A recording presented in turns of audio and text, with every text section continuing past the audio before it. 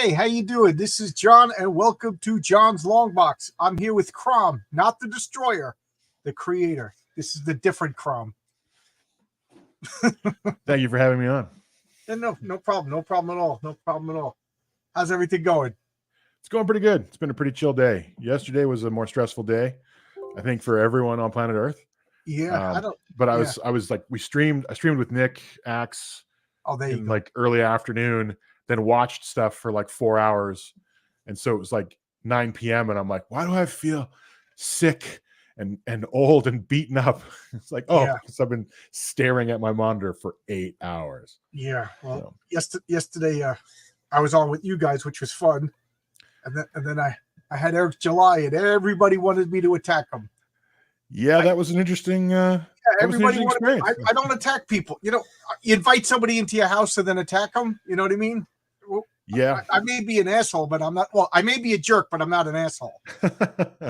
Yeah. So I don't want to attack the guy. It's tough. I mean, there's a whirlwind going around that dude and other people right now. So right. And I was going to cancel it, but I also didn't want to do that to a guest either. I want everybody, but whatever. I wanted, like, I said this today to somebody in the chat. I forget who. They're like, why didn't you have a fight with Eric July? I'm like, because I'm about comics, not soap operas. You know, I want to talk about comic books. And then people like, Ethan's talking about you. So I'm like, oh God. So I go over and I'm watching Ethan. Yeah. He's like, you back John's. I was like, oh my God, my stomach hurt. My wife came down to talk to me. We were going to have an early night. And I'm like, because it's Valentine's Day. I'm like, she's wondering what you're watching because you're holding your head. I was like, I gotta watch this. This could be the end of everything. So I think the chat was the chat group in that channel was pretty nice to me. All things considered. I mean, I was watching it going, boy, my channel sucks. This is how boring I am. I didn't realize it. Yeah. Staring at your own reflection is never good. Like. Yeah. Let me ask you, you're live streaming now. Do you watch your old streams? Sometimes. I mean, it depends. Like, often if I've like said something and I'm trying to figure out whether I said something tremendously stupid, I would say also if there's anything you watch useful. Your old streams a lot then. The ones that I feel dicey about. Well, since we're talking about it, subscribe to you. Thank you, Haldir, for being a good mod. Yeah, appreciate that. Thanks, Haldir. Being a good mod. You have you only have like 3 or 4 videos on your channel right now, Razor Sharp Balloons. Yeah, I just got started on that, so it's a little dry right now, but the next recampaign video is already being worked on, and the sort of next focus for how to build campaigns. A few different ideas are in the hopper. Just talking, mostly my focus is going to be on kind of pre-campaign stuff right now. Right. Because I'm building out what I've tentatively referred to as like the campaign handbook, which is going to look at 3 phases of it, like pre-campaign, when it's live, and post-campaign. And I've spent most of my time focused on the pre-campaign side of it right now. So that's where a lot of talk's going to go. You have 2 live chats and you have 1 like edited professional video, and that's called Recampaign. And anybody who's thinking about or doing a campaign, this is 101. Watch this video. I saw myself to pat myself on the back, but yeah. Watch my stuff. Yeah. No, but I think it's really good. I think this is. I already sent the link out to a bunch of my buddies that I know that are either thinking about campaigns or what. One of them has an active campaign right now. He's like, "Ooh, I wish I watched this beforehand." But you can always change it. Nothing's stopping you. And why should we listen to you? Who are you besides some nut job in the basement? Some jackets. I mean, I might be a nut job in the basement. Let's not discount the possibility. That's why I said besides you. Yeah, good point. Yeah, that along with being a nut job in a basement. I've been I started out like originally as an IT guy. I was doing network operations, but I moved into writing, copywriting in like 2002, and was doing it alongside my IT work for a long time. And I moved from copywriter kind of hired gun schmuck into more like business development stuff, audience analysis, all that jazz. And at the same time, I got a journalism degree, which was super helpful with with where journalism as a business has gone in the last decade. Oh, yes. Which I is was to going say, to make a joke at the expense of journalism, but these days I think the journalists made their own jokes. yeah, they've done their own handiwork or their own hatchet work, as it were. So, but I moved into doing like content marketing and email marketing, and then content strategy and all these kinds of things. So I've always worked for startups, so I've always worn a lot of hats, doing different stuff.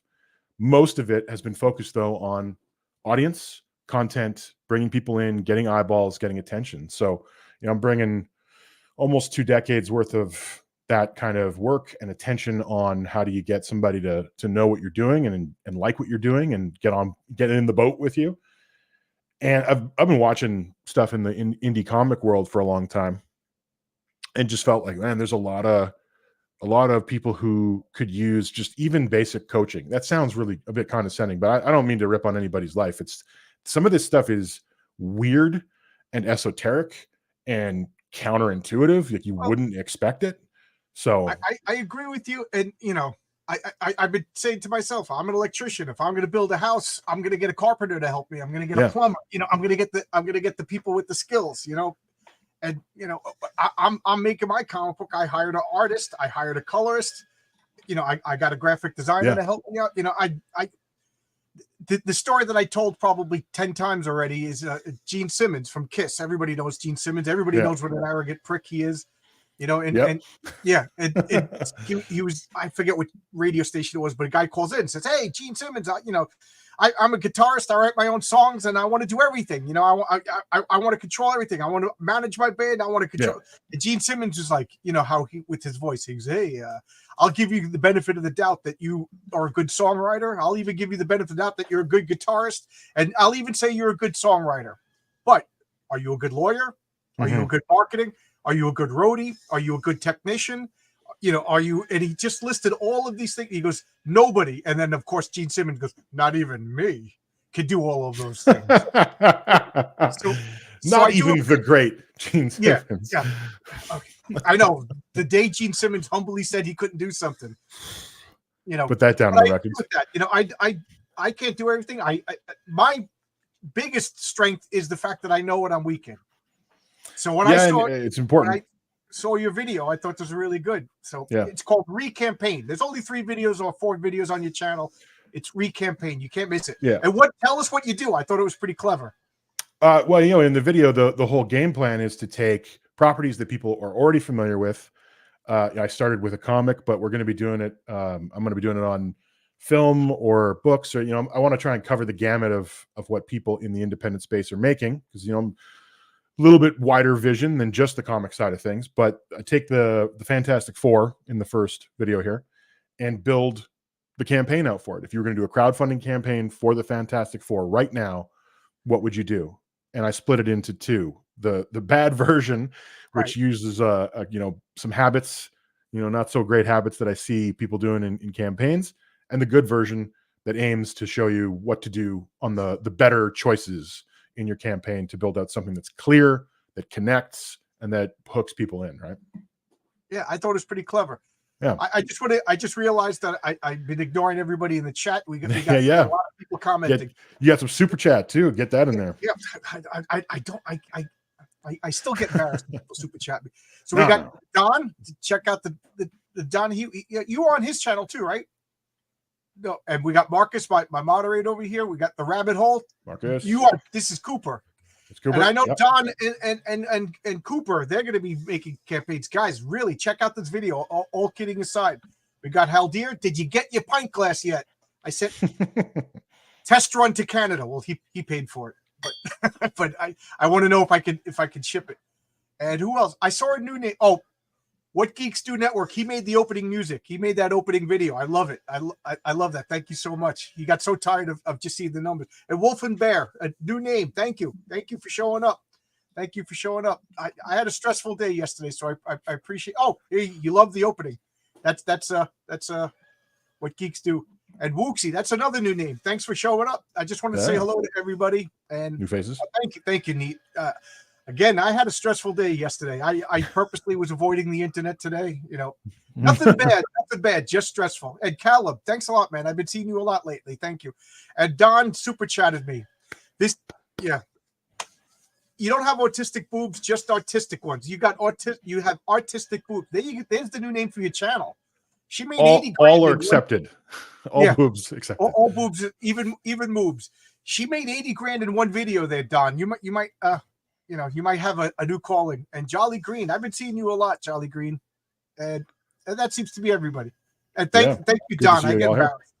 I've been joking around because I see Ethan, like, he goes, give me $5,000 and I'll do X. And so I was joking around. Give me $65,000. I'll buy a copy of Amazing Fantasy 15 and do a video on it. So I'm up $7 for that. You'll take the risk. You'll do that thing. You'll buy that comic book for you guys. For you guys. Yeah. On your behalf. And that's the important part. You're connecting to the audience, right? You're doing what they need. Yeah. Because I care about you. That's key.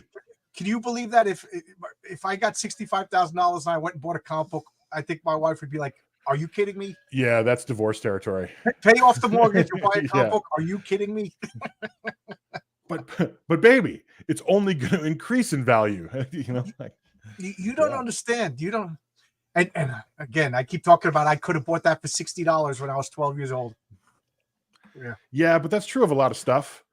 Yeah, I looked at it. I saw it in the comic book store, and I said, "Who would ever spend $60 on a comic book?" Well, I just did yesterday. Don't tell my wife. Still no pint glass. All right, how dear. When it gets there, you got to let me know if it's intact and take a picture of you drinking. You're Canadian. It's not like I'm asking you to do anything you wouldn't do. You drink a beer anyway. So let's get back to this marketing 101. Yeah, that's to Nate's point. That's all I am. I'm a guy who has spent a lot of time doing market work. I've spent a lot of time looking at audiences and doing analysis of what they're doing. The last job I was at was one of the most interesting ones. I was working for a wine learning platform that got 250,000 unique a week on their website. So just a huge audience, and seeing, how do they react? What do they pay attention to? You said this was behavior. A wine company? They made wine? They didn't make wine. No, they're actually a wine learning platform. So they taught people about wine. And they had, they've got a whole bunch of courseware on it, a best-selling book. So it was interesting. It was a fascinating thing. I worked with a contractor there who was also helping out with the marketing side and some of our analysis. And, he put it really well. He's like, this is the NFL at this level of traffic. So it's going to put you out of certain tools and out of certain markets. Some of that smaller independent stuff is harder to see when you're talking about that many people, but you're also getting the benefit of, you come up with an idea, you come up with an experiment, and you try it. You're going to find out real fast whether or not that works. And it taught me quite a few things that I hadn't known until then. So I don't know much about marketing, but I do know if you take Bud Light and you put Dylan Mulvaney in it, you torpedo your company. It's a funny, I only really paid the most tangential attention to that because I'm like, I don't drink Bud Light, first of all, and I kind of didn't care. You're Canadian, so you're drinking real beer. Yeah, we're real. I don't know how real it is. High alcohol piss might be the way to put that. But I gotta ask, what is your beer of choice? Oh, okay. It's not even. This is gonna sound so douchey because it's not even like a mainstream one. There's an actual brewery in the city I live in. I live in Calgary, Alberta, and it's called the Old Beautiful. Is the name of the brewery, and they made like a custom dry ale using rice for a sushi restaurant in town. Oh wow! And so everybody's like, meh. And I tried it. I'm like, this might be the greatest beer I've ever tasted. And they made it one of their like main line beers. And it's like, if I'm getting a beer, I'm like, should we go to Old Beautiful? Like that's really my mind. Beautiful. My mind goes there. It's great. My wife very similar to like Asahi, similar to that. My wife loves Sleebins, and they don't. Yeah, that's and whenever we go to Canada, we have to get because they won't ship it to the States. They don't distribute it in the States. So it's weird. Like the laws with like alcohol moving across the border, you wouldn't think given the fact that we're basically running the same program in either country. Like right. we have I pretty always much the joke same that laws. Canada is the United States' suburbs. Yeah, really. We're the upstairs neighbor. And Yeah. But yeah, like working for the company that I was, like they actually have or are moving into a wine club in Canada and the United States, and they literally can't mesh because the rules are so weirdly different between them. Right. It's Yeah. psychotic. Yeah. Just see Nate there asking a question, and the I left it you brought it up. I'm blind. Opinion of crowdfunding. I think it's an interesting game. I think it's incredibly useful. It has a lot of strange idiosyncrasies. So what's funny is I worked at a place called Cambrian House in Calgary. It was one of the first crowdsourcing companies when that started to become a big deal. And that idea of reaching out to audience to make decisions, to fund things, to actually do work on projects was starting to happen. And it did not do well. It went out of business after a couple of years. And I think at that point, it was because the whole crowd idea was really still in its infancy. Yeah, it's a it wasn't, bizarre idea. Yeah, weird idea, not well understood, counter to how most business functions. Yeah. But the great thing about crowdfunding, I think, is it breaks the back of some overarching, chiseled in stone market and business sort of truisms that really prevented people from getting in and doing some interesting stuff, doing things that you probably wouldn't see big companies do, or ideas that they wouldn't try out, or they couldn't move fast enough. Like a big company is basically just a lumbering machine. Yeah. Like you think about how many dumb choices Marvel has made, and you have to wonder, like, how often were you guys aware of how bad this was, but you've fired the bullet? Stupid Apple. You fired the bullet, and you've got 6 months of this in the hopper. So you're not changing it. Like you're stuck on that. Yeah, you're it's slow course correcting. Yeah. But the flip side of that is, with crowdfunding, you're at the mercy of however well you can communicate to a fairly small targeted audience. Right. And that's why I started with the campaign as the first sort of brick in the wall of stuff that I'm building for advice to people, is that I see a lot of campaigns where it's probably never going to be more than, like, the most you could hope for would be maybe 200 backers. That is not an insult to anyone's work. It's right. The more specialized a topic, the more specialized a comic, the more particular, the smaller the audience. But if you're only going to get 200 people, you better be really clear about what it is you're offering, about why, like, it hooks into what they care about. That's got to be crystal clear. Right. Because you're just going to lose people if you're not. You just won't get those people to back your campaign. They're not going to make sense of it. So to reiterate, come back around to the front of the question, I think it's a flexible, fast, and open tool for anybody to make something, comic or otherwise. But you really have to be sharp about how you use it, or you're going to do what I see a lot of guys doing, which is they make a campaign, they promise something, or they're unclear in kind of what they're up to. They aren't putting the audience first, and then their campaign either just doesn't get off the ground, doesn't happen, or the worst one, in my opinion, is they get 50 people backing, you get $2,000 maybe, and now your campaign funded because you set the bar so low, you set the fund so low. You actually are committed now to producing a comic for those 50 people, and right. It's probably not enough money to do it. Right. That's rough. Yeah. What do you do, right? You probably come out of your own pocket on that.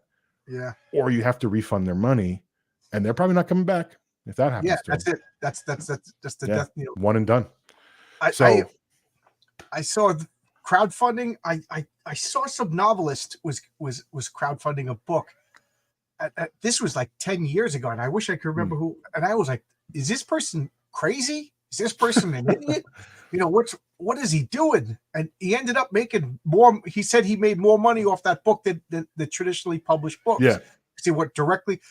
So I was like, and I just like, no, he's got to be lying. No, he's got to be lying. No, that's how bad the deals are in publishing. I know. I've since learned how bad it is. Yeah. And then I'm into board games, as if you couldn't tell behind.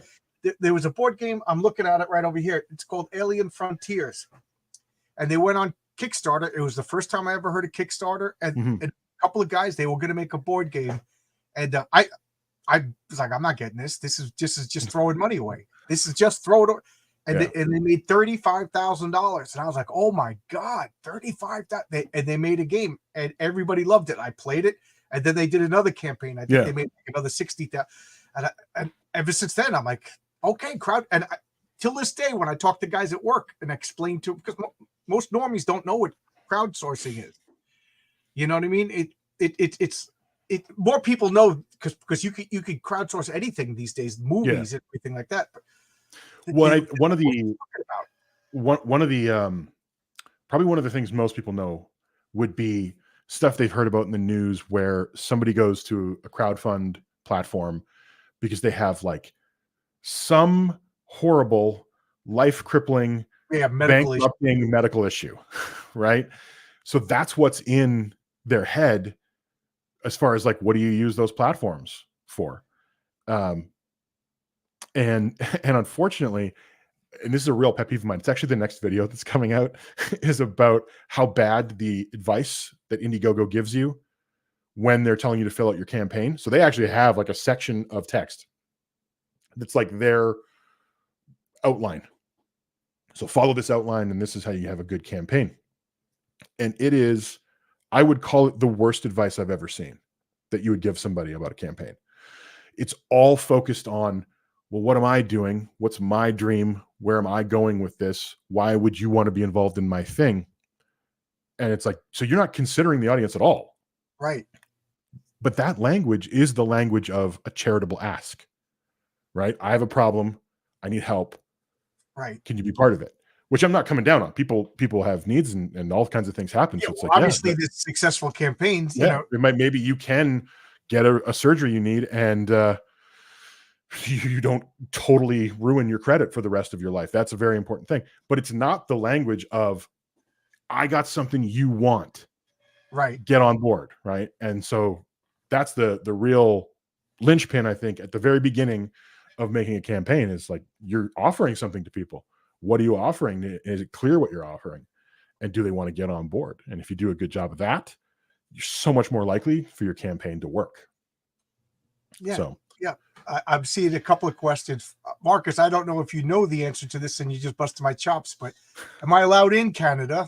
That's a good question. I think I told that story where I almost got arrested fighting with somebody from Canadian Air Canada. And they sent out the police. And basically I said to the police as they were about to handcuff me, do you want me to just go back to New York and I'm New York's problem? Or do you want to arrest me and I'm now Canada's problem? Because I'm just going to go back to New York and I'll never bother you again.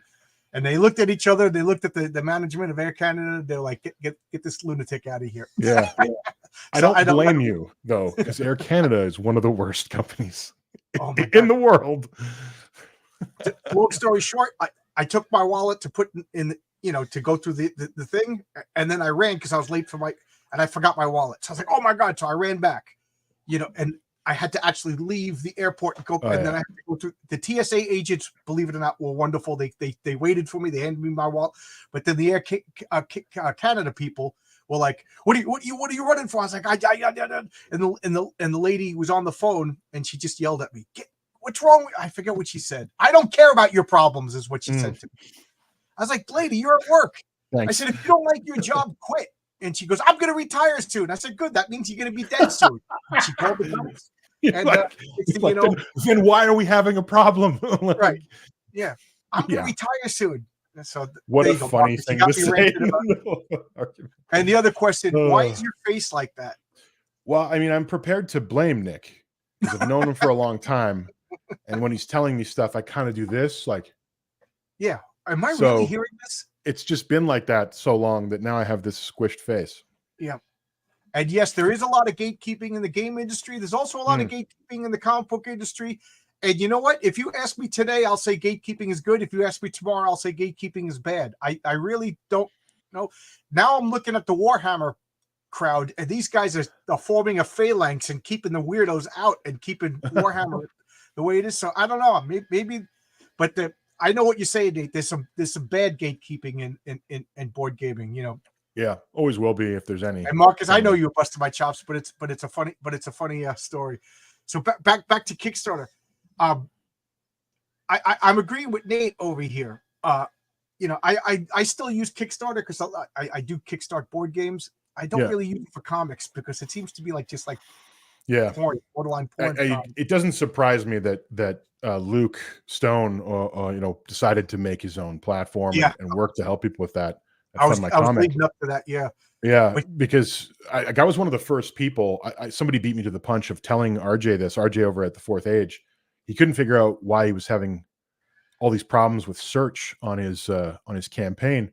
And I was one of the first people that opened the HTML up to look at what was going on and saw that Indiegogo had actually flagged his campaign as a no index. So they were telling Google, do not index this page. Don't put it into the search. So people will not find it.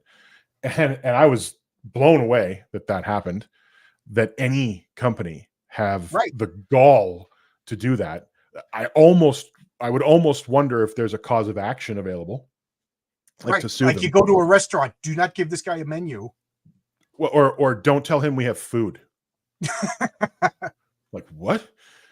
Isn't that the express purpose? Isn't the express purpose of Indiegogo to tell people there are campaigns? Like, that's a good point. Is it actionable? You know, because and in Mato, I'm sure I'm saying he says, no offense, but who is this guy? Yeah, I guess you missed the beginning.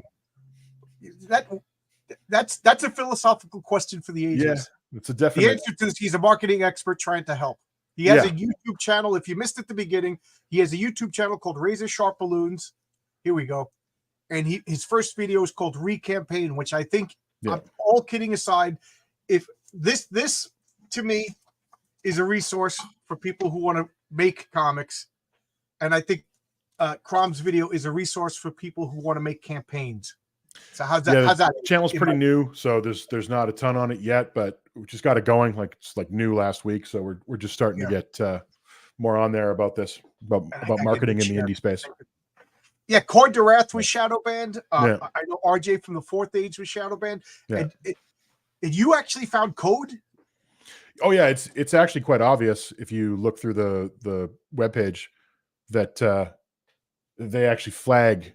Like there's shadow banning, which in some respects is probably about them internally monkeying with their discovery, right? So they're not bringing something up to the page. They're not processing their own search correctly. But in the case of RJ, they had actually flagged his campaign page to not index on Google's side of things. So if you went to Google and searched for him, you wouldn't find it. So at that point, to me, that was an out and out almost declaration of war, where they're like, we're doing everything in our power at this point to ensure that you aren't seen. Right. And I wonder, there's such a weird company, because I sometimes wonder if there's two people locked in a dungeon somewhere that run this site, because there's no support. And you have to wonder, if you guys don't support anything and you don't spend any money on this platform, what good are you? Well, what good are you? But also, why do you have the resources to adjudicate which campaigns people should be seeing or not? Right. You're not a platform, then you're a publisher. Well, and I there's a bit of that, and Nick Axe, the artist, he and I were talking about it. I kind of take his. I'm leaning towards what he thinks about it, which is there's actually just a bunch of code they've written that does all of this automatically. It sort of automatically is shuffling things and figuring things out. And they just decided at one point, hey, let's make it so that we don't ever get asked about stuff. So anything that they deem as being political or whatever that might result in somebody giving them a hard time or I don't know, calling their customer service line, they just shuffle that off into the darkness so that they don't have to spend any money talking to anyone or dealing with it. It's a trash platform, frankly. I'm prepared to say that. It's awful. Yeah, that's fine. Well, and I wanted to talk about Indiegogo, and then we'll get to fund my comic. So Indiegogo was supposed to be the good guy alternative to Kickstarter, and I've been hearing nonsense about that just as well. Again, This is RJ. Indiegogo, nobody could get a human being to talk to. It's like trying to call the unemployment or something like that. It's ridiculous to the point. I'm agreeing with you too. I don't even know if there's anybody who works there. Like, is there just really like one person, like in a Terry Gilliam film? One over caffeinated person in a dark room with no sunlight. Cigarettes. Yeah, just doing darts all day long. With half a desk that there's a wall, and then the other probably broken. It's something broken about the desk too. Yeah, like it's a dystopian nightmare. in their dev area. And then I heard Mark Polton was just on my channel a couple weeks ago, and he was talking about it's been months and he hasn't gotten the money from Indiegogo. Yeah, so now his campaign is months late because that's what you're doing it for. You need the money. So he said he's taking money out of his to pay his rent to you know what I mean? That's because he doesn't want to lose, he's got a good momentum going. He can't afford to lose that. No. So if the rocket's off the platform, why would I go to that platform? I did Kickstarter. Everybody heard the story of your boy Zach, Diversity in Comics, Richard C. Meyer, whatever pseudonym you want to use, or real name rather. They bounced him off that platform. And then to me, that's what formed Comicsgate, was with him doing it on his own. So, which brings us down to Luke Stone created Fund My Comic, which I'm going to be launching my comic sooner rather than later, to do my comic, because I trust Luke. And if I have a problem with Luke, I have his phone number already. Yeah. You know what I mean? So there's one step. I got the human being. I've talked to the human being. I've seen the human being's face, and I trust the human being. I don't know. I got 22 people in the chat. Do you guys have a preference platform? Does it make a difference if a comic is on Kickstarter or Indiegogo or Fund My Comic? Because to me, if the burger's good, I'm going to go to where the burger is. You know what I mean? I don't like that. Well, and I understand. Like, there was a time when, probably a year ago, maybe a year and a half, where I would have said it makes sense to pick a particular platform because people have probably used it. Right. And they trust it. Like, I think the silver bullet is to have your own website, your own campaign tool. But there is an advantage to being on a platform. More people see it, more people tend to go through it, look for stuff. So at this point, I'd say the best move, in my estimation, would be if you can have a parallel campaign on your site and on Fund My Comic. Awesome. You've created a sort of external trustworthy source to pay for something. Or if people know you, they've been on your site, seen your content, they just go direct through you and you're not screwing around. And you're in control then of the content marketing you're doing, the communication that you're doing. You're in control of your search engine optimization. It's all you. That's a lot to deal with, right? That's especially for any independent people who might just be them. There's a whole bunch of stuff you got to handle at that point. But I think that puts you in the best position to handle things, especially for one other reason.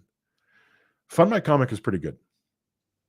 Yeah. But the one problem with Fund My Comic, and this is not about the platform itself, this is more of like a human psychology problem. Everything looks the same.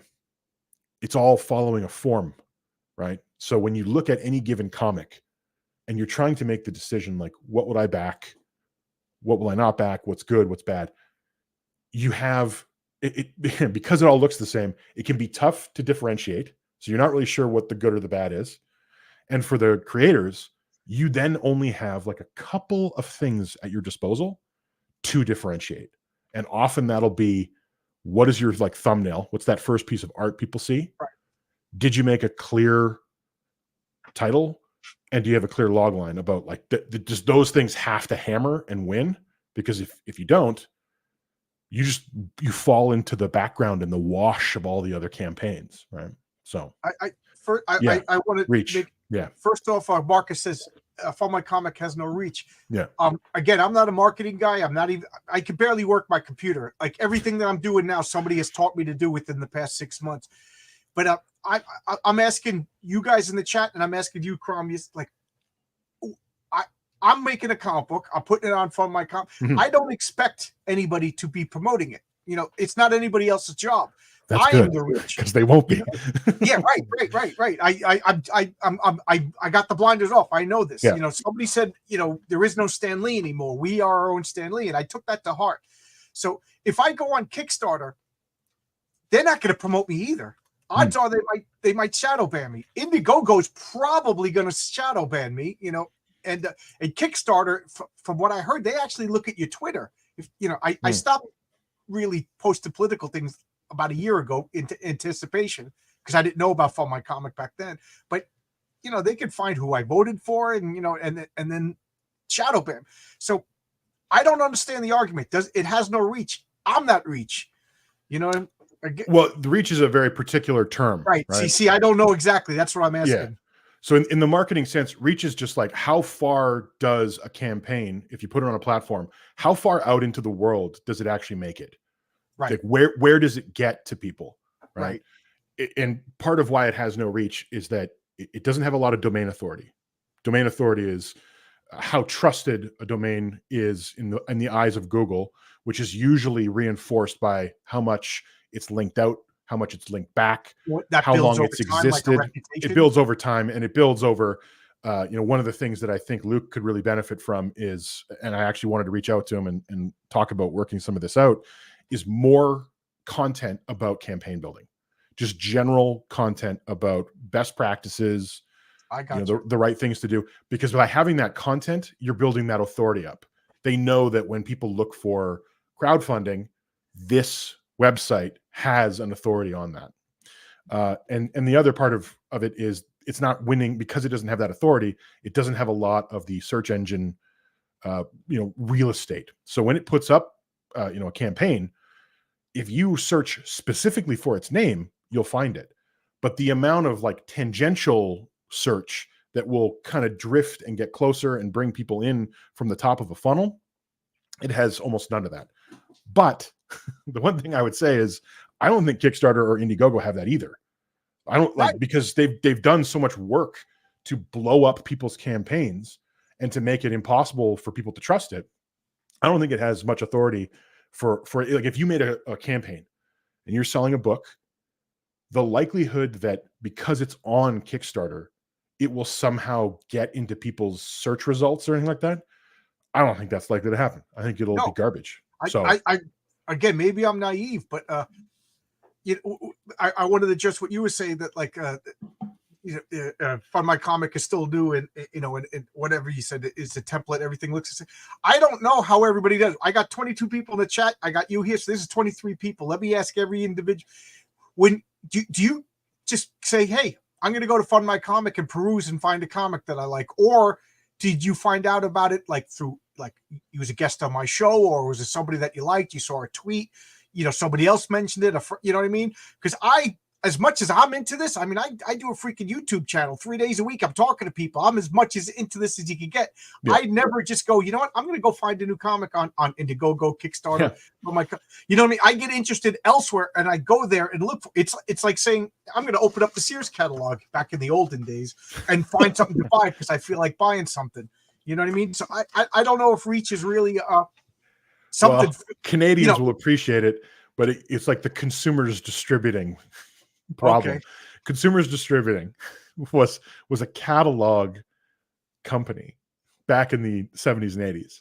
So they would print a catalog and you could look through it, and then you would go there and it looked like a bank. There'd be basically just styles, you know, you'd be basically someone like looking out a little window, and you'd be like, I've got a number for what I want. And they'd go into the warehouse and get it and then shove it out a little hole for you to take home.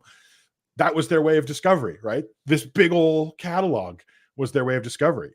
That's actually something I talk about often when I'm on streams, that's broken from the mainstream comic world and a challenge in the independent world.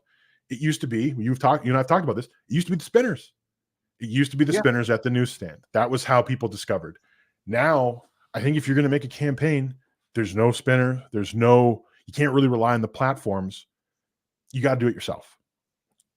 And this is I'm trying to exemplify this with Nick Axe. We're going to do his campaign, and we're going to try to put as much of it live and transparent as possible about how do we go from an idea on a piece of paper through the development of a crowdfund campaign and then the follow through. And when I first conceived of this, when he was like talking to me about it, and I'm like, what would I do? I told him he needs 6 months before the campaign goes live. My spinner, just to. That's why I brought it up the other day. I saw it in the background. I missed it too. It was something just to check out as you walked by. But Maddock is talking about how he uses YouTube pretty much primarily to discover new comics. Right. Yeah, that's why when I was talking about a campaign, I'm talking about this 6 month lead up. That entire 6 months, and I think it could be compressed, but that entire 6 months was how do you prep your audience for the campaign? So you're reaching out to them, you're giving them content on different channels. That means like YouTube, email, social media, any of this stuff. And I think you have to tailor that to what audience you're targeting. But you're doing that with a lead up because we talked about this, I think, when you and I and Marcus were on. I think you were playing Thanos. Yeah. So you may not have heard me talk about it because you were engrossed in protecting the universe. I was doing important stuff. In the total destruction of your hero team you were focused on that. But we were talking. You don't know what I'm talking about. Since I'm on vacation, I've been playing solo games, which tonight I will continue at like midnight. I'm playing Nemo's War, and I just turn on the camera. I throw out the link, and if you want to jump in and help us out. So I'm over here playing a board game, and Nick and Crom are having like an esoteric talk about marketing. And I'm just like, Rocket Raccoon's going to die. Oh, I rolled badly. Son of a bitch. Yeah, just to wrap it up, because I am babbling, but mostly it's just I'm enjoying the conversation. It's about like how much you gotta target a particular audience, and you do really have to think about that and develop that out. I think a lot of people tend to just go like, everybody will love this. That's not really true. It's not about loving it, actually. It's more about people have to understand an idea, and then they can get kind of hooked in. Oh God, I hate this. They have to understand it. They have to know what it is, and then they have to get on board. With your comic, you're aiming at a kind of classic style 70s, 80s territory as far as what you're going for. Well, that means something. That means that a 20-something right now probably isn't the target for your comic. That's not to say that they wouldn't necessarily buy it. Right. But it's not ideal to them because they have a whole different sensibility. Right. Excuse me.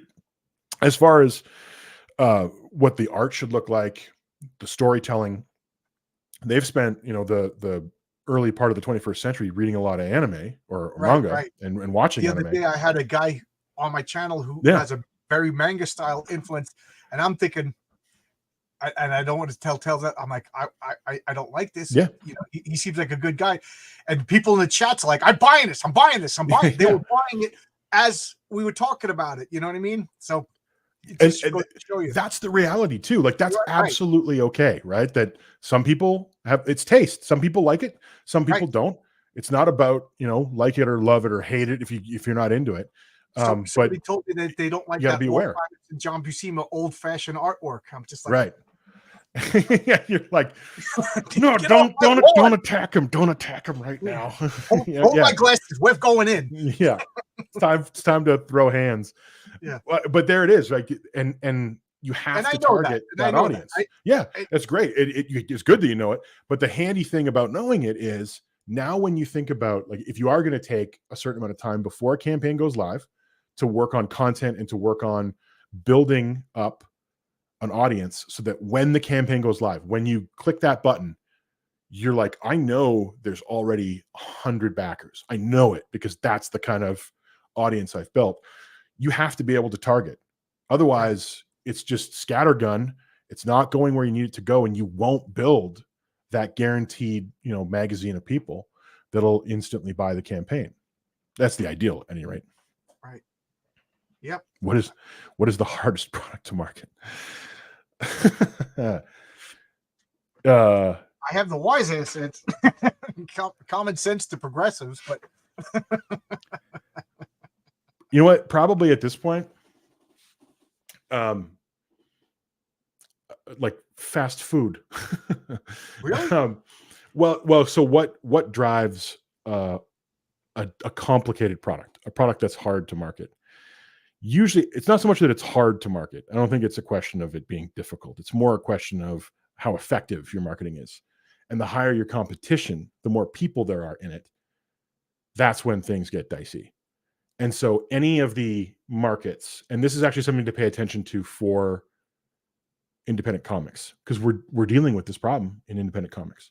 So any market that has a low barrier to entry, that has a fairly stable fixed cost, but also when you're in the position of having to compete at the level of price, you're dealing with a situation where there's a ton of people, so there's lots of competition. The effectiveness of your marketing is watered down because there's so much of it. The category that you're playing in with food is so broad, everybody eats. Right. So you're in a position where you're like, man, you're competing for everybody on earth. Wow. You're competing. Shows you how I'm not a marketing guy. I thought a food place. I do know.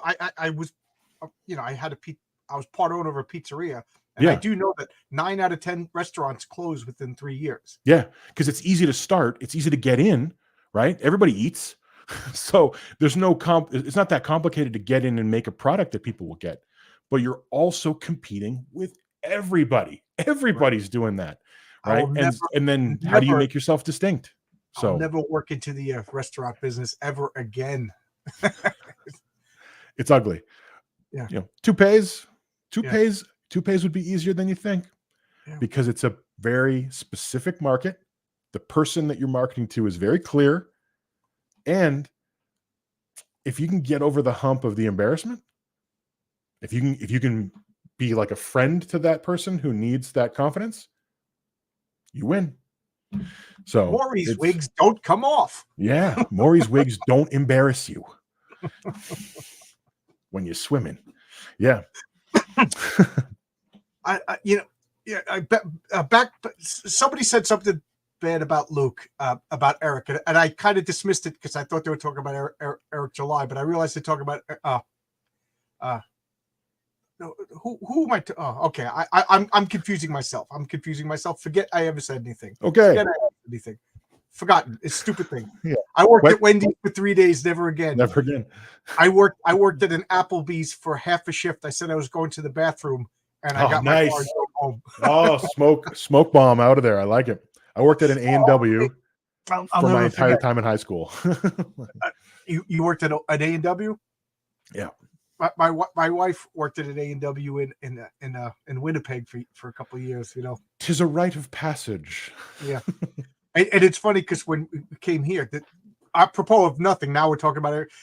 When she moved to New York, she saw an A&W and she got teary-eyed. Oh, it's A&W. So we went there, and she's like, "This tastes like garbage. This isn't." So I was like, "It's A&W. Of course, it tastes like garbage." And then when we went to Canada, I got to say, it was a better quality. It almost is a different restaurant. So, just to go back to a comment that Inmato made about VHS, right? About the days of going into a Blockbuster and walking down the aisles, just looking at the covers of movies to figure out which ones you're going to pick.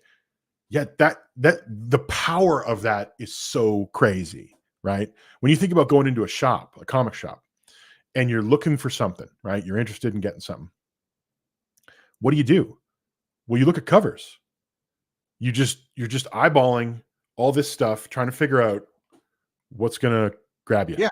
You're looking at thumbnails. It's exactly. You're looking at a gigantic spinner rack, Yeah. And then almost invariably, so many choices, you're almost paralyzed. Yeah, well, that is funny. There's a shop in town here that I think they thought it was a good idea. This comment just got me, made me laugh. Yeah, Yeah. Who are we kidding? All right. Van Damme is the greatest. yeah. Or in my case, I'm like, oh, there's a girl in a bikini. There's going to be a lot of nudity Yeah. in this, and then there's no nudity. I'm I'm sure looking this at is you, the girl a from the excellent Bengals. think piece. Let me just get this. Oh God, Looking the at the movies. movies would have been awesome. I don't know, John. man. You're slinging popcorn all day. Yeah, but this I think is why it's so important to work on that image. If you're going to be on like Fund My Comic, you're going to be in that realm. You really think about that image, that cover image that you're using. That has got to pop. It's got to kill. And I'm begging you all out there. I'm begging you, if you're going to put phrases or copy on the front of the magazine, get someone outside of your production team to just read it. Oh yeah. Just read it out loud and go, that makes sense, or that doesn't make any sense at all. Because the amount of covers I've seen where someone get Nick X to shoot down every one of your ideas. Yeah, or you can get me. I'll shoot your ideas down anytime. Like no problem. But it's tricky, man. Like it is absolutely difficult to put text on a cover where you don't have a lot of space. So you have to be pretty brief for that text to really communicate something and to be parsable. It's tricky, and it's real easy to do wrong. So I'm just begging you out there. Get some. This actually, I think, just to go back and pontificate some more about the industry, this is, I think, where the next step in things is going to have to go for people. There has to be a movement into some editorial control. You have to get an editor, a story editor, and as you're talking with Axe, what is he doing? He's being like a art director, right? He's looking at it and he's playing the role of somebody who's looking at the art that's being chosen, and he's asking that question: what is this doing? What work is this doing? Right? What is this communicating to anybody? MSK, you can get me at on Twitter. It's just at Crom RSB, and that'll be me. I've got a site set up for Razor Sharp. It's pretty bare bones right now, but I'm moving into just doing some of this in the form of email. Like I'm splitting it up into some of this being YouTube, some being email, if only because the handy thing about an email is you don't have to write down what I'm saying. It's already written down for you. So you can just look at the email and what have you. But yeah, where was I going? Oh, the art director. Art director and story editor. So somebody who can look at a script and work with you to improve that script, right? I think everybody in the independent space could do with finding some services that would do that. You need to have. I wrote my script. A couple of people told me this is just world building. There's no characters. Mm-hmm. You know what I mean? So I got mad at them. I thought they were idiots, and then I realized that they were right. That's part of the process. Started all over again. And then, believe it or not, I sent my script to somebody that was super brilliant, PhD, not worthless, the most worthless criticism I've ever got in my life. You know what I mean? I also start to realize that sometimes people filter through mm-hmm. their insanity. Yeah. So I was like, okay, I learned that you're not a good. Yeah. It's actually you're not helping. they're not, and this is actually like to Nate's point there when he says the editing is political and full of shit. You're talking to the wrong person. You've got the wrong person then, because the job of the story editor is not to try and impose a worldview onto what you're doing. The job of the story editor is to say to you, where are you going? What are you doing? How do I help you get there? Right? That's it. I do this. This is one of the things. Marvel Comics and DC Comics. Oh yeah, totally. And I'm certain that's exactly the case. Just clarify your comment, Nate. I think that's what you, and I think we both agree with you. You know, if we're talking about Marvels, it is, if they're editing at all, that's what they're doing. You know, I wonder if they're even editing at all. Well, And I mean, I'm sure they're imposing some kind of force onto it. Whether you'd call that editing or not, I don't know. I think they're probably building their own prejudice and their own desires into it, which I think is a really bad choice. But my point with it is, if you're going to, you want to look for somebody to be a story editor. I've been doing this for years. I was a copy editor at the last job with the wine guys. I dealt with all of our contract writers, and really most of the work I was doing was give me a pitch, right? They'd put a pitch in about a piece of work they wanted to do, usually an article. And the only time that I was ever like, that doesn't work at all, is when somebody pitches something that's like, well, why would anyone want to read that or care about what you're talking about? But more often than not, the job I was doing was, here's how to take the idea you've just pitched and articulate it. How do you actually get the idea across? Yeah. So just to be clear, when you say you're being an editor, you're not telling people, this story, you don't want to do this, you don't want to do that. You're not changing the story. You're just saying, okay, what is the point you're trying to make? Can we put some sandpaper on it and polish it up? Well, I mean, to use the very terms, the term that you just used, you're like, I'm not trying to change the story. No, what I'm trying to do is, what is the story? Right. So if you've come and told me you're doing a story, I'll probably look at things in a script and go, that's not doing what it's supposed to do for the story. You've stated the story. Right. I'm just looking at, what are these, like it's kind of like if you were building a house, you'd come to me about like, well, I want to have 2 bathrooms here and I want to have, this and that. And it's like, okay, cool. We can totally make that happen. What you've planned out or where you're putting certain, it's not structurally sound, they're not gonna do that. That's the problem. But that's the point of a copy editor or a story editor, really, and you know what I found? Help you, right? I found that it's easier to edit other people's stories, of course, than edit my own stories. Yeah, it's so much easier to work on something when you can step away from it, and a lot of the time that's because you're able to see the forest for the trees. Like, you haven't been inside it. Right. It's not your killed by it. Right. Because you all know your friends' kids just misbehave and you want to smack them. But your kids can get away with murder. Yeah. I mean, some of it's closeness. Some of it's that, like, you care about it. But the other part of it is that you're trying to juggle, like, how many different elements at the same time. You're trying to keep them in mind. Sometimes it's about, like, hey, let's sit down and like, let's just write out. That's one of the exercises I've done with people is, let's write out what you did. Okay. Let's just look at it from the perspective of what's on the page. And we'll do it as like little notes.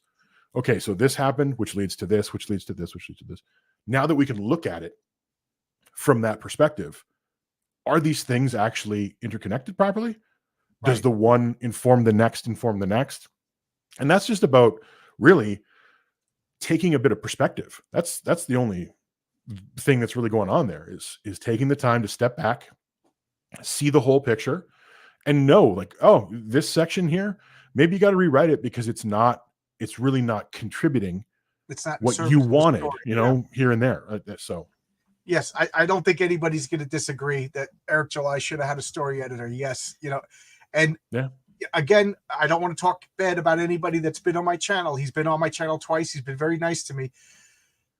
He should have accepted criticism more graciously, and I think this whole drama would have been. This is me stepping into the drama here right now. I will step with you, John. Yeah, into the drama train. Been a little bit more gracious. What would Stan Lee have done? Oh, True Believers, yes. Okay, well, we're working on all our problems, and we're gonna fix it in the next issue. See, True Believers, you know what I mean? You gotta. Well, and there's a distinction. I'm anticipating people hating my comic, and I'm wondering how am I going to deal with it already? Because it's going to happen. Let's be realistic. Oh, there will always be people who don't like anything, right? Like, and that more often than not, that's taste. Sometimes I think part of what's going on right now in the comic world is that there is an attempt to adjudicate the absolutes, the universals, right, as if they are universally true. And so people just want to be right. Never mind whether they like it or hate it. They want to be right. And that's tricky. That's a difficult thing to land on and be just so you know, he loves you. He loves you more than it might be you. He might love you more, John. Don't discount that possibility. Yeah. Um, 50-50. yeah. I lost my train of thought. Yeah, I'm sorry. I'm good No, at it's all that. good. I'm so good at that. I apologize. But just Well, yeah, like that. get what you said. Yes. When I read a comic, and I try to tell myself, did I just not like this because it's not my thing, or was it bad? If it's not my thing, I'm like, okay, I get what they're saying. But it's not my thing. Like for the longest time, I used to not like sword and sorcery comics. So every once in a while, I'd read them. I'm like, all right, I don't get it. Again, my tastes have changed, and I love them now. But I wouldn't be like, oh, these Conan comics from the 70s were bad. They were objectively great comics. They just weren't my thing. Yeah. So I try to teach, like, because now I'm doing a channel and I don't want to really hurt anybody's income.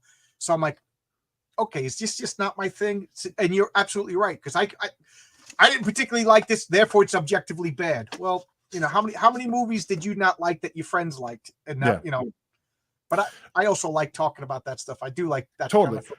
But there's a distinction to be made here, and I think it's a distinction that especially this market needs to make and understand and embrace why you need to make the distinction.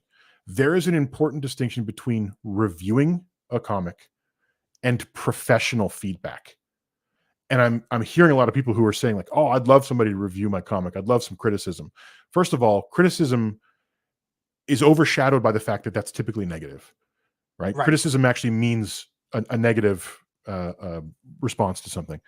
And then people say, well, there's positive criticism, and that gets into like you're saying a negative thing, but for a good intent and all that. But that's a mess to try and shovel through. But the important thing to realize is that reviews out in the world, those are not for the benefit of the creator. A review is for the benefit of the buyer. Right. Yeah, absolutely. It's a review that's aimed at the audience to say to you, like, should you buy this? What do you like? Would you like this? That kind of thing. Versus professional feedback, like an actual professional that you've brought in, that you agree to listen to. That's part of it, right? It's not really feedback if you don't agree to listen to somebody. They're just telling you what they think. But a true professional feedback is like you've made a relationship with someone, you've grown to trust them through whatever process you're going through. Like as much as he did it flamboyantly, I do agree with EVS's criticisms on Isom. This was a professional. Yeah. Like him, hate him, whatever you want. You cannot deny he's talented, and he is a professional. There's a reason he's been doing it for years, right? He's been working in this for a long time. I call it I showcase comics, because if I'm showing a comic, I already like it. And I don't really care if well, it would be nice if Marv Wolfman and George Perez saw my showcase and improved, but let's be realistic. These guys, but it's for guys like you, who's the casual comic book fan. So yes, what you're saying absolutely makes sense. Yeah, E.T. it was better than Gremlins. That's not for Steven Spielberg. You know what I mean? That's for my grandmother to decide what movie. Well, yeah, and really, you could tell him that, and it's not that that's totally irrelevant to him. I'm sure he wants to know that the audience liked it, but he can't really reasonably expect the random person on the street to be able to look at the inner workings of a dramatic work and then come up with an intelligent, useful solution for a script. Oh, that's not going to happen. Steven Spielberg is looking. Oh, thanks, John's Long Box. My next movie is surefire going to be a success. Finally, I can. That's what I was doing wrong for 30 code. I've done it. I needed some freak in the basement, eating a burrito in his underwear to finally make things clear. Yeah, just to turn the lens until it all came into sharp relief. Yeah, I wanted to ask you this: if Crom, any input on the Fun My Comic terms of service? Had just Kevin on my show to discuss how he believed it was not good and wanted to know your opinion. Yeah, I know you're not a lawyer. And I'll be totally frank. I don't think you should be on somebody else's platform ever. But that's a big ask, right? To say to somebody like, hey, you got to make your own website with your own functional campaign. It has to be able to process payment. You have to be able to deal with customers, like all of that. That's a huge ask. So I think for the time being, for a lot of people, it's going to be, you're going to be on a platform. I can't necessarily say one's better than the other. I think Indiegogo and Kickstarter, the problems they have, like right now, I would say if you're going to go on Indiegogo, go for it. Don't expect them to help you market this product. Like, right. I think we've all known that, like, really, we all know that. Like, it's been pretty obvious for a long time now that if you're expecting them without a lifeguard there. Well, yeah, if you're expecting them to be part of what brings your campaign up for everyone to see, no, they are not doing that. So, don't expect that. And that after that particular point has been dealt with, then you got to figure out which bullet you're going to bite, because there's trade-offs on all of this. Right. I think the Fund My Comic stuff, their terms and whatnot, I think part of that is due to, like, when I read it, I'm like, this feels a little vague, is the only thing I would say about it. It seems like I don't entirely understand what they're trying to say. And that, I think, maybe is just because of speed, like just the need to try and get something up and going quickly. Yeah. But again, I'm not. Kevin went on a crusade about Fund My. He was telling me not to do it. I was like, listen, I trust Luke. Plus, he's in a wheelchair, and I know where he lives, so I'm not too scared of him. Jesus. Things took a dark turn. Yeah, I'm an Italian from New York. I got to get real at some point. Right? Forget about it. My point really is just that I don't think there's any ideal floating around right now. So it's tough. Nate, I don't know what you pin what to the chat, but I don't know. Like I said, I trust Luke. It's in its infancy. It's less than a year old. Like Pop said earlier, how a Kickstarter and Indiegogo when they were 11 months, 10 months, 9 months in. I know the very first time I used Kickstarter, it was for a board game called the Doom that came to Atlantic City. It was an H.P. Lovecraft mix of Monopoly board game. And I paid $150. It was crowdfunded. I was so excited. 6 years later, I never got the damn game. I'm laughing because I had the same thing happen to me. I never got the damn game. What happened was a guy was making this game, and his buddy took all of his artwork and everything, put it on Kickstarter without that guy knowing, took $150,000, and there was no accountability. Kickstarter was like, my bad. So I was really reluctant to ever do another Kickstarter. So I finally did do a second Kickstarter, and it was the Evil Dead 2 board game. Guess what? Never came out. Yeah. Both of those games, though, other companies, Cryptozoic Game came to the rescue, sent me a game. So 10 years later, I got the Doom who came to Atlantic City, and I opened it up, and the first thing I goes, well, where's my metal figures that I upgraded to the metal? So I called him, wrote him an angry letter, and the guy was like, dude, we're not. They were nice, and they made the game and sent it to me out of the kind, and I complained because I wasn't because at this point I was done with the up. You know what I mean? I wasn't paying any attention to the letters. Right. Yeah. So there again, that had nothing to do with nothing, but I do that. I hijack my own channel and talk about what I want. Yeah, fair enough. Oh, that's great, Billy Tucci. He's building his own. Good. I mean, maybe. Like, it's tough to say. Do you know Nick Axe? Do you know him? Are you familiar with that pest on the internet at all? Me? But yeah, we were talking about maybe, if things go well with my comic, I'll make my own store, sell my own merch, but I'm not going to do all that. So I have no, like you said, I have no choice. I'm going to go on a platform. Yeah. What does this count? You can pin comments in the chat that way, stay on top of the chat. I'm not sure how it's. Oh, okay. Yeah, I don't know how to do any of this stuff. That's why I need other people. We already went through this. Gene Simmons told me to get other people. Yeah, he's talking about this guy. Top of the chat marketing. Yeah. Nick Axe. Jeez, can't even spell his own name. Yeah, I've been dealing with that guy for 20 years. No. For those of you who don't know, Nick is doing the artwork for RJ's comic Crom the Destroyer, and it's funny because his friend is Crom over here. So I expected this when it went into like public domain. I'm like, okay, Here it comes. Like, I'm about to get smashed for this name. Oh, they do? I didn't know that. Mandy will be on my channel. Next Wednesday. So that's Marcus. Bring that up again. That's pretty interesting topic to talk about. Too many Canadians. Yeah, I know. I got one upstairs cooking dinner right now.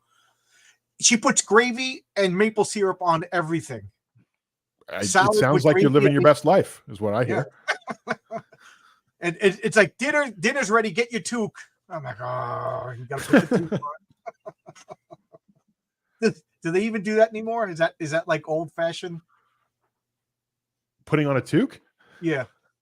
No, I remember that was Bob and Doug McKenzie. For those of you who don't know, if you're reaching, put on a toque. I'm gonna be. It is right over here. I was like, no, yeah. I wear one half the time I'm on camera. It's just that this light can be very hot. Bake your noodle. I got to get some to put over this light. Me and my wife were working on it right before you were here, but it didn't work. There's going to be a Chick-fil-A opening up like a stone's throw away from me. I can't wait. I put a beaver on my head. I almost said a dirty joke. You almost got me to say a dirty joke, DC. Don't you dare insult the noble beaver. Is that the animal of Canada? Pretty much, yeah. It's on our coins. Yeah. It's on the nickel. French toasted sausage for dinner. Oh man, breakfast for dinner is the greatest thing in the world. I love breakfast for dinner. There's something about dipping sausage in syrup that I'm sure is hardening my arteries in real time. Yeah, but do you want to live? And then it's still just like, oh, so good. Yeah, but do you want to live without sausage and syrup? Is it living? Right. Is it really living if you don't have sausage and syrup? Good question. I went. Where did I go? Oh no. My wife, when she makes something and she follows a recipe, it is exactly like the cookbook. When I follow the recipe and cook something, it's a crapshoot. It's food. It's edible. It's edible. Yeah, it's food. It is. You can eat it without dying. But so I was just like, wow, I want to try this biscuits and gravy because it's a Southern thing. So my wife's like, okay, I'll make that for you next Sunday. Oh my God, how did I live this long without biscuits and gravy? It's not that just to answer Marcus's question there. It's not that Trudeau is forcing us to eat bugs. Oh, okay. It's just that he's ruining all of the industry so that we will allow us to eat something other than bugs. So, and if you don't like it, you can get medically assisted suicide. Yeah, why not? Yeah, I mean, if you're going to eat the bugs, you might as well die. You probably will die when you eat the bugs. So that's you don't even need the other thing. My wife and I, we went to Toronto. Her brother lives in Toronto, so we went to visit him. And we went up to the CN Tower. You could buy like candy made of maple syrup. You could everywhere you go, everything and she banned Aunt Jemima and Miss Butterworth from the house. We have real maple. She's like, this isn't maple syrup. And I was like, it tastes the same. No, it doesn't, ladies and gentlemen. Listen to a Canadian when they're talking about maple syrup. It's different. You live in the South. Biscuits and gravy. Yeah. I went maple to Atlanta. Candy. I'm sorry? Maple candy. Like this, if you're talking about maple candy? Yes. Like that is basically if you want to do cocaine, but you don't want to actually do cocaine and get arrested. You just eat maple candy and it's the same thing. You know what? She got me addicted to hickory sticks. Yeah. Yeah. They don't sell them in the United States. No, they don't. Last week I ate 3 bags of hickory sticks in 4 days. And I loved it. Okay, but you want the reverse case because this has gone off the rails. So here's the reverse. I know, of that problem. Here's the reverse of that problem. My grandfather. We were good for an hour. We did it. We managed the hour, people. Come on now. This is where we go off the rails and talk about weird shit. My grandfather, this would have been 92, was going back and forth on the border a bunch, and they were like, "What is this old man up to?" We're on to him, and so eventually he gets stopped at the Coots Crossing between Alberta and Montana. And they're like, all right, old man, like, get out of the car. We're gonna search this thing. And they look through and they're like, what are we looking at here? He had a literal trunk load of Hidden Valley Ranch dressing because the Hidden Valley dressing was not available in Canada. There was no real ranch dressing in Canada. So he would go down down into Montana and literally fill his trunk He was with bootlegging. Hidden Valley ranch dressing mix and bring it back up and sell it to all of his friends.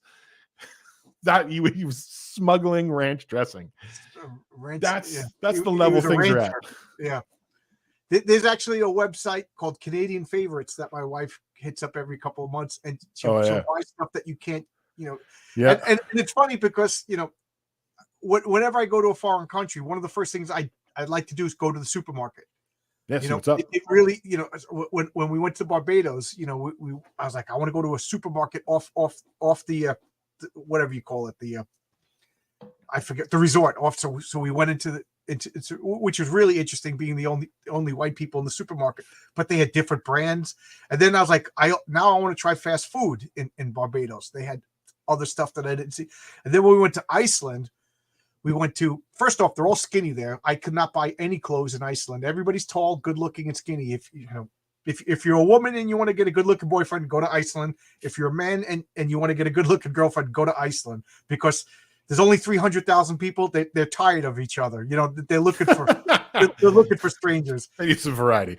Yeah, they need some variety. But oh my God, fish. I just got a kick out of the super. And then when I went to Canada, I didn't even want to go to the supermarket because I didn't think of it, because Canada is America and America is Canada, that's the way Americans think. But I went to the supermarket. I'm like, oh my God, you got different things, different beers, different, got that old Dutch craft dinner. Yeah. You guys call it craft dinner. It's macaroni and cheese. That's not a dinner. That's a side dish. Are you guys, let me ask you, Nick, you're Canadian, Crom, is that a full dinner? Is that, because I would eat bugs too. Let me say this. It is poison. Now, so that's the first. Yeah. That's the first thing to be aware of. That they wish this is where we've talked a bunch of nonsense for like an hour and 20 minutes. And we're getting down into the important stuff now. We're digging in. This is where the rubber hits the road. Right. It's dinner, but only because of what people add to it. No one that I know who would regularly eat craft dinner only eats craft dinner. Oh no, you wish it was maple syrup. This is, I find it disgusting. But the move is to cut up hot dogs and put it in there. Hold on here. Anybody got the Hulk music? Do, do, do. Yeah. I'm just going to start ripping out of my clothes right now. Cut up hot dogs with it and ketchup. What, are you crazy? You don't like that? Oh, it cuts me. Guys. Good night, everybody. No, you know what? I can't do it.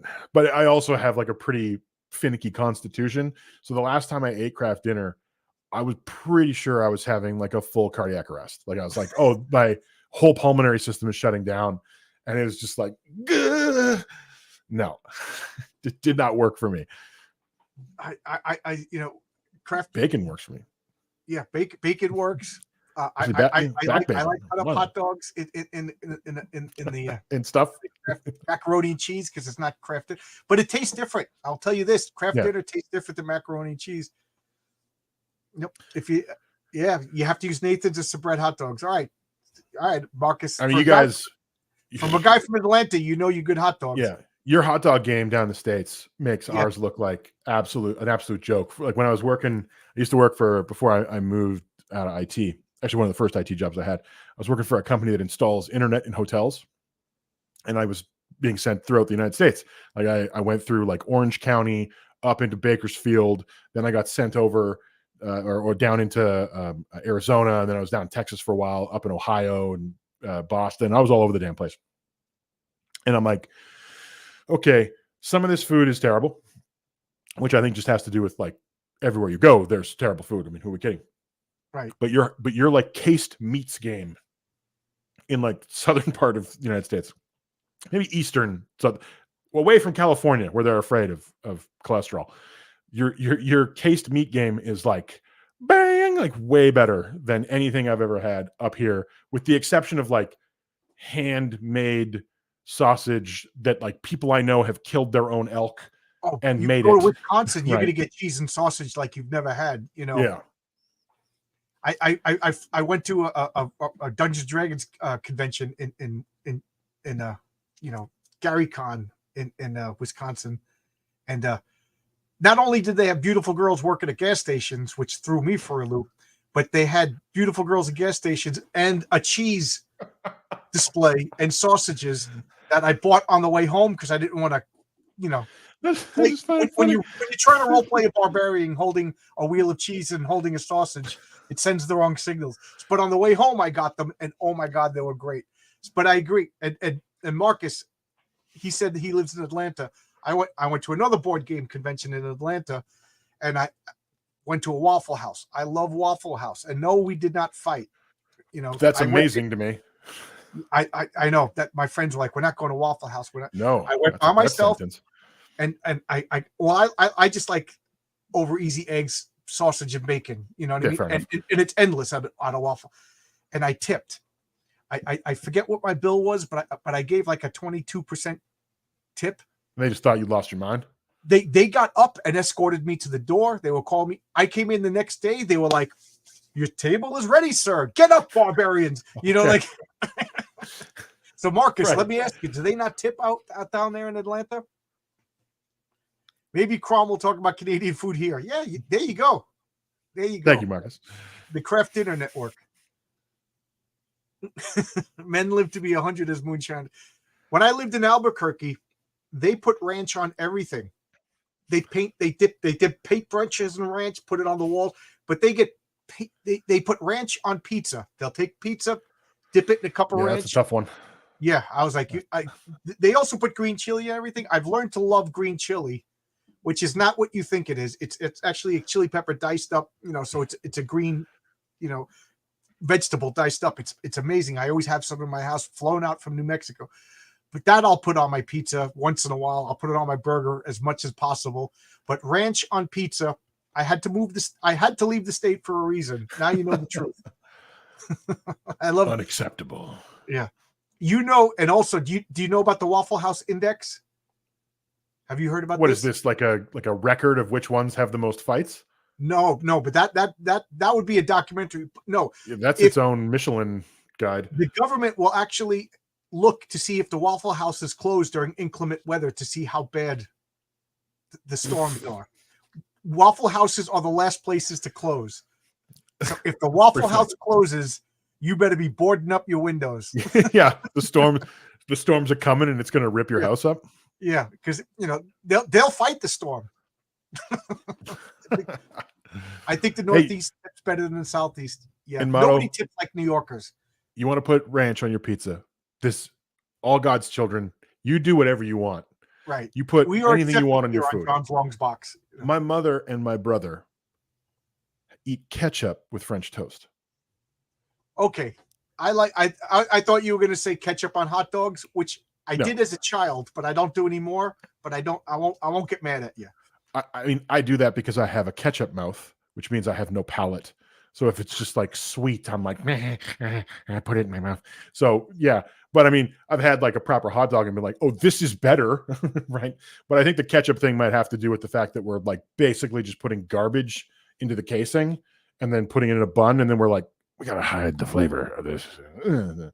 So yeah, I didn't eat hot dogs for 18 years because I saw a documentary about how they were made. They're colored because they're white tubes. They're disgusting looking, and they color them artificially to make them appealing. And then one day, I just had a hot dog, and I was like, "Forget it. I guess I'm going to die." You know, I'm back in the saddle. Yeah, let's do it. Do I want to die early without hot dogs? You know, or do I want to live longer without hot dogs? Is a life of 1,000 years without the hot dog truly living? My father had a Crohn's disease, and he wasn't allowed to eat marinara sauce. He went out like a trooper, 72 years old, with the ladle of marinara sauce in his hand. He it's not worth living. It's the hill to die on. Yeah, you know. I know I'll catch hell for this, but I do once in a blue moon. I do like a pineapple on pizza with that. Yeah, some people love it. You know what it is? It's either a love or hate it. Right? You either love it or it's the worst thing ever. Once in a while, I get a craving for it. You know, I don't like pineapple, period. So I'm kind of like, I have no horse in that particular race, but pineapple is one of the few fruits that I actually do like. You know, ketchup will be the genocide of my because I'm a tomato. They will mix with the sugar. I'm in a matter. Okay. Uh, I love Hawaiian pizza. Oh, let me ask you this. Okay. I already know the answer is, but I want to describe to me what Canadian bacon really is. It's just a different cut of the meat, right? So, the belly is the stuff they do in strips. The back bacon is literally moving toward the back, so it's less fat and there's more of it's a tougher meat. It's more like ham, Right. but that's it. I mean, back bacon's good stuff. It's just kind of not. It's not usually cooked to like the crispness that regular bacon would be. So Yeah. it's mostly just like, do you want some ham with that? But it's got to have that what's it, cornmeal edge? Yeah, well, it's that marbling, on that edge. That, I mean, you got to have some fat on it, or else it's going to taste terrible, right? It's going to be leathery. Because juicy. It's funny because I love Canadian bacon, and my wife, the Canadian, doesn't like it. I know people who don't like bacon, period, and I'm like, what? I think there's something wrong with you. What's wrong with you? There's an Ecuadorian place down the road from me. Believe it or not, where I live, it's very Hispanic, but not like Mexican Hispanic. There's Peruvians, Ecuadorians. It's South American Hispanic. Which I think Hispanic is a weird term because are Spanish people Hispanic, but whatever. This Ecuadorian plate they don't care about health. They don't care. These guys are making food that is delicious. And they're ready to make you drop dead. Yeah. I went in there. I thought it was because it looks like a regular diner. So I was like, New York is famous for its diners. So I'm like, all right, I'm gonna go get some eggs and bacon. I walk in there and Ecuadorian music is playing, and they made coffee that was like, oh my god, I think I need to paint the house. I need to paint the house. Like and then they getting jittery. Yeah. Oh my god, it was so good, so good. So yeah, I'm a slob. Is what we are establishing here. I like my food. It's the way she goes. Yeah. So. It's funny because when I got people coming out, UK bacon. Yeah, UK bacon is not bacon. I don't know what. There's a reason why we revolted and fought off the Brits, and one of them is their food. Do you want a traditional English breakfast? No, I do not. I can't deal with it. My sister-in-law is English, and her whole family came over not long after she did. So I've got a pretty serious British streak in my family and at any of the Christmas and whatnot. And pretty quickly they abandoned everything. It was like, don't ever bring that here. You will be fought. I don't know if you know Sargon of Akkad. He's always putting pictures, Carl Benjamin, he's always posting pictures of his British foods. And I'm sure he doesn't know me from a hole in the wall, but I'm like, is the Lotus Eaters not making any money? This is what you can only afford to eat, like beans and bread. Beans on toast. Beans on toast is like it's a religious thing with them. Yeah, I had a kid working with me for a while who was British, and like you could be like, okay, do you want this tomahawk porterhouse, like $500 steak, or would you like this $2 can of Heinz beans on a piece of somewhat dry and probably a little bit going bad piece of toast? And he'd be like, those beans, bang, beans on toast. Yeah, can't stop them. I like beans, and yes, I put the hot dogs in the beans also. So chop and I assumed. Yeah, like peasants do.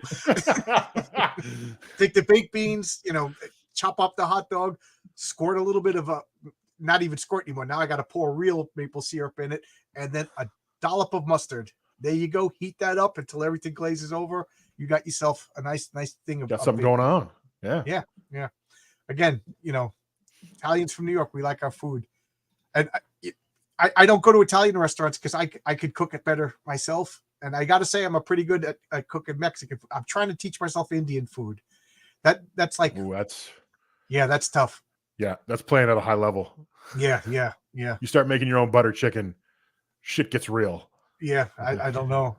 And the house will smell like Indian. Yeah. So you really got to be committed. There's some spices too that if you get it on stuff, that's what that looks like now. You've stained it, and it's staying that way for the rest of time. So I hope everybody knows how to do a crowdfund now. Yeah, we've really laid out the path for everybody. You know what? Just to to come back on that for a second, to come back on it, the goals that I've got here in the next few months is to finish building the handbook, because I talked about a bunch of stuff in the recampaign video, and I know that it's like, okay, might be hard to follow, or there's steps that would be a lot better to be broken out so it's clear how you build that. So I'm building the handbook, and that's going to be a resource for people that's talking about pre-campaign, live, and the post-campaign. And the whole goal behind that is anybody is trying to build a sustainable business. They want to be able to get an audience in, produce a book for them, keep them interested so that the next books are coming out, all that stuff. So that's going to be out there. And as well, I'm trying to get into some campaigns and maybe pair up with Luke a little bit to crack open some of the data on what's working, why people make certain choices. Definitely product mix. That's one that I'd really like to get into. Like what sells properly off of campaigns, so that you can decide, like, do you want to do trade cards? Do you want to do figures? And it's hard to look at like Ethan or any of these people and get a real sense of what succeeds. Yeah, they're at a super high level. Yeah. And well, not only the high level, but you're kind of like, if only 10% of people buy the figure, well, when there's 8,000 people, 10% is a lot. Right. If you only get 200 people and it's 10%, you lost money on that probably. Right. So the economy of scale shifts. Oh, when you're talking he's about pretty that upfront to level. say, I need $400,000 or I can't make a figure. You know, or it's not happening. Yeah. Yeah. So, yeah. Yeah. I'll not that I'm Mr. Influential, but I'll message Luke. You should be. He does Nerd Bacon every Thursdays. Mhm. He's always looking for guests. You know, I think, you know, whatever. Again, I can't make promises for other people. No. And yeah, I'm here to help. That's the core of what I'm here to do. And the recampaign, what I liked about it is it was entertaining. I watched the whole thing. Usually when I go to YouTube to watch a how-to or this is what you should do, I'm like, yeah, I missed the spot painting over there. You know what I mean? Yeah. Or worse, this is what you got to do. And then they bury the lead for 10 minutes talking about whatever product they want to sell or whatever. You got right to the point. It was succinct. It wasn't too long, and it was entertaining. And again, the fact that you used the Fantastic Four, I think, made it relatable to us. Yeah. Okay. Now, okay. Somebody haggis. Okay. I'm sorry, Nate. I got haggis once because I figured I had to try it, and I will not be repeating that mistake. That and blood sausage. Back to, you know. Yeah. Was England like blockaded for like 150 years, and then they got Stockholm syndrome on all the food that they. They've been there for so long, and the island is so small. They've hunted everything. Right. Yeah. So they have to use everything. Yeah. They're eating hooves, dude. So. Yeah.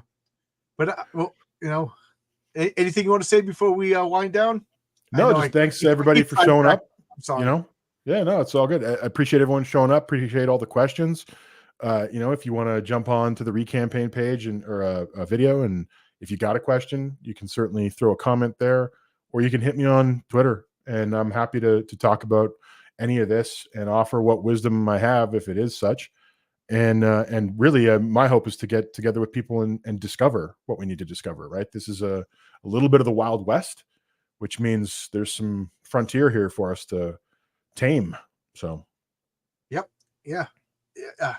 I appreciate the video. I do think it's if you're thinking about making a crowdfund, it's a resource. It's a great resource to watch, because I started making a comic, and then I was like, I'll learn everything on the fly, teach myself. You don't have to do that. It's at the very least, it'll tell you what to look out for. I appreciate that, because I don't know about you guys. Why reinvent the wheel? Use all the resources. Let's use what we know, right? Yeah. So. And let's see. Thank you. Oh, thank you. And sign up for my Substack. This is marketing that I didn't realize that was important, and now I see how important it is. This is, for those of you who don't know what this is on the screen, this is my website or email gathering list for my comic book. So you could get all the information I want. I'm not spamming you. This is my personal thing. So, you know, if I go to different campaigns, I could give you all the information. Thank you. I'm not talking. I usually hit about an hour, then my jaw stops talking. Razor Sharp Balloons is your YouTube channel. That's the one. And by Crom. Thanks a lot. That was a lot of fun. See Thank you you. guys. Bye-bye.